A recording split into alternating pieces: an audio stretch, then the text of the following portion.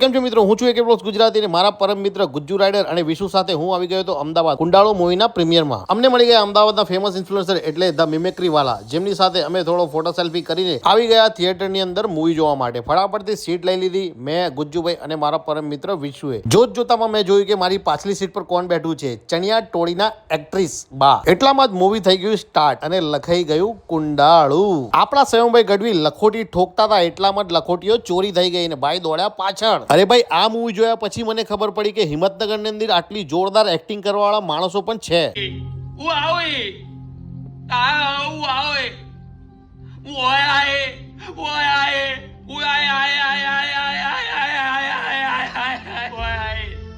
ખરેખર આ મૂવીની અંદર સ્વયંભાઈ ગઢવીની એક્ટિંગ નેક્સ્ટ લેવલ હતી બોસ. મૂવીનો ઇન્ટરવલ પડતા જ અમારી માટે આવી ગઈ પોપકોર્ન, સમોસા અને પેપ્સી. ઇન્ટરવલ પૂરું થતા ફરતી અમે લોકો મૂવી જોવા લાગ્યા. મૂવી પૂરી થતા જ કુંડાળુ મૂવીની ટીમ આવી ગઈ નીચે અને વન બાય વન બધાનો ઇન્ટ્રોડક્શન કરાવ્યું.